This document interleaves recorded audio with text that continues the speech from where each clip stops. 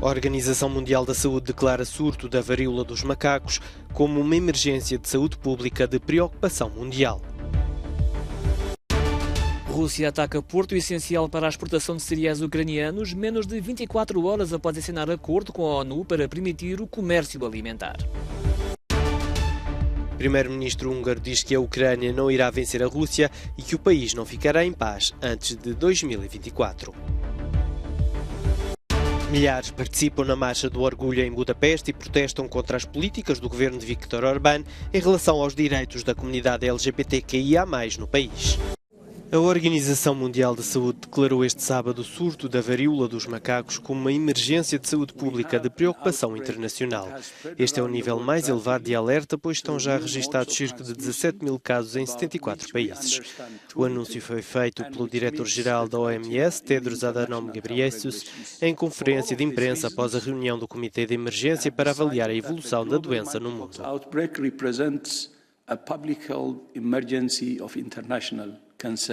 A varíola dos macacos é há décadas endémica em várias partes de África Central e Ocidental. Desde maio espalhou-se para outras partes do globo, em especial para a Europa, onde estão agora 80% dos casos registados e onde o risco de infecção subiu para um nível de elevado, e para a América do Norte. O anúncio da Organização Mundial da Saúde surge um dia depois da Agência Europeia de Medicamentos ter recomendado a aprovação do alargamento da vacina Imvanex, usada no combate à varíola, para a proteção de adultos contra o vírus da varíola dos macacos, após estudos clínicos terem revelado que era eficaz e segura. A doença viral tem vindo a propagar-se principalmente em homens que fazem sexo com outros homens. No entanto, o diretor-geral da OMS fez questão de frisar que o estigma e a discriminação podem ser tão perigosos como qualquer vírus.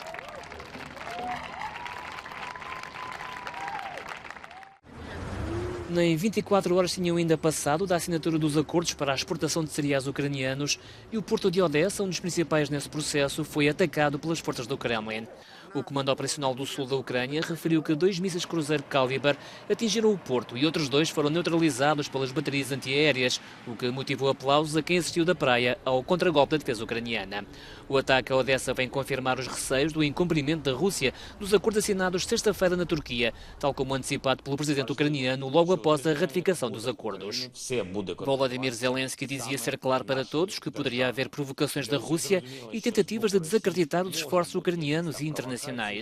Já este sábado, numa mensagem vídeo partilhada pela aplicação Telegram, o presidente ucraniano reiterou que o ataque a Odessa prova uma coisa: independentemente do que a Rússia diga ou prometa, vai sempre encontrar formas de não o cumprir. A União Europeia condenou veementemente o disparo de mísseis contra o porto de Odessa. O chefe da diplomacia europeia considerou o ataque russo repreensível e mais uma demonstração do total desrespeito pelo direito e compromissos internacionais. Também o secretário-geral da ONU condena inequivocamente o ataque a Odessa. António Guterres diz ser imperativo o total cumprimento do acordo assinado sexta-feira pela Federação Russa. Do lado do Kremlin, as notícias deste sábado dão simplesmente conta de bombardeamentos contra posições ucranianas no Donbass, da destruição de drones ucranianos perto de Kherson e da formação de um governo fiel ao Kremlin na região de Zaporizhia. O primeiro-ministro da Hungria, Viktor Orbán, vaticinou este sábado que a Ucrânia não vai vencer a guerra contra a Rússia e que o país não terá paz antes de 2024, data das próximas eleições presidenciais nos Estados Unidos da América. No entanto, não é só em relação à Ucrânia que Orbán está pessimista. Para o ultranacionalista húngaro, a próxima década não será fácil. Há uma guerra, uma crise energética e uma inflação de guerra. Tudo isto desenha um ecrã perante os nossos olhos. Desenha um ecrã entre nós e o género e a migração. Na verdade, o futuro vira-se para estas questões. Esta é a grande batalha histórica que estamos a travar. Demografia, migração e género. Isto é precisamente o que está em jogo na luta entre a esquerda e a direita. As previsões de Viktor Orbán ocorreram durante um comício organizado pela minoria húngara na cidade romena de Bal-Tuznad. O governante criticou os políticos da Europa Ocidental, acusando-os de encorajar a migração ilegal e a miscigenação. Orbán defendeu que o futuro do velho continente passará pela Europa Central, inclusive pela Hungria, pois, como afirmou, os húngaros não são uma raça mista, nem querem sê-lo. Cerca de 10 mil pessoas participaram este sábado na 27ª edição da Marcha do Orgulho de Budapeste, na capital da Hungria. Nem as temperaturas temperaturas a rondar os 40 graus Celsius demoveram os participantes de se manifestar contra as políticas do governo de Viktor Orbán em relação aos direitos da comunidade LGBTQIA+, que mereceram já a condenação da União Europeia. Uma das manifestantes conta que o país é um lugar surpreendente para se viver, mas a situação política não reflete a realidade. Acredita que a situação política deve mudar completamente. A jovem defende que o que os políticos estão a fazer é apenas ódio verbal e que não é isso que a sociedade realmente pensa.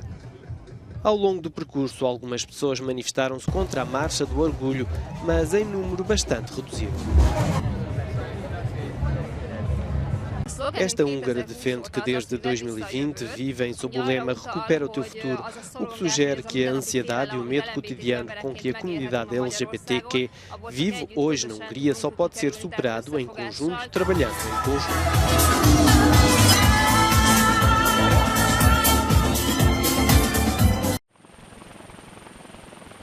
Na Eslovénia, um incêndio está a dar luta aos bombeiros. Numa zona de mato e de difíceis de acessos, o fogo de grandes dimensões tem pelo ar a única solução de combate. No terreno estão aviões do governo da Eslovénia, mas também eslovacos e austríacos. A Hungria já confirmou que vai enviar 2 meios aéreos para ajudar no combate. Na Grécia, um incêndio numa zona de floresta, perto da barragem de Lira, está a consumir o Parque Nacional de Dádia, em Évros, no norte do país. O fogo está ativo há já 2 dias. No terreno estão perto de 300 bombeiros e 8 meios aéreos. Esta sexta-feira chegaram à zona reforços de outros países.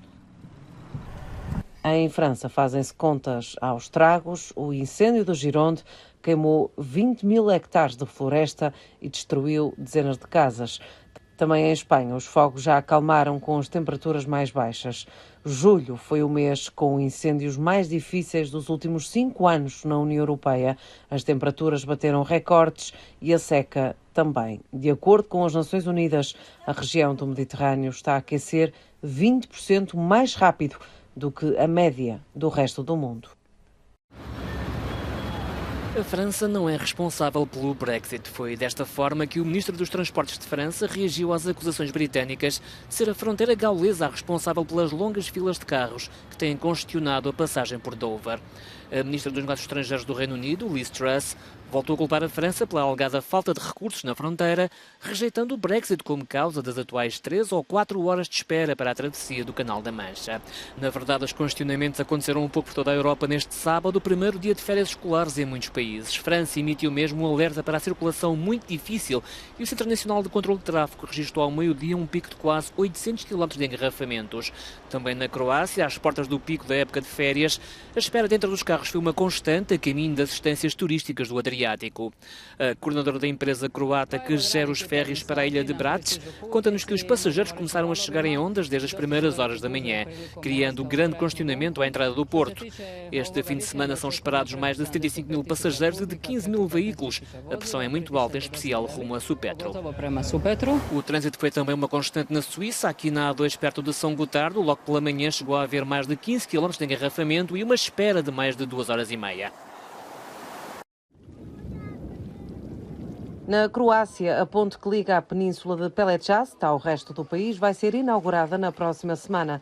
Até agora, as pessoas que vivem deste lado não tinham como ir até à zona continental em menos de 10 horas e sem passar pelas fronteiras da Bósnia-Herzegovina.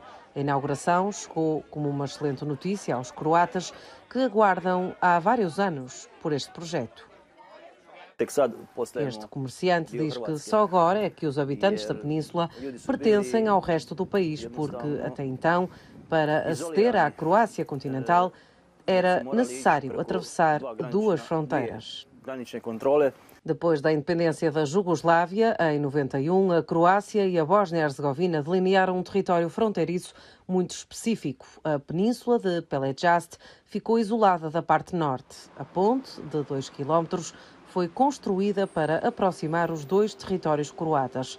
O projeto custou 525 milhões de euros. A ponte atravessa o estreito entre a vila de Kumarna, que fica na Croácia continental, e a vila de Brijesta, na península de Pelješac. É o aproximar de 2 mundos que pertencem ao mesmo país.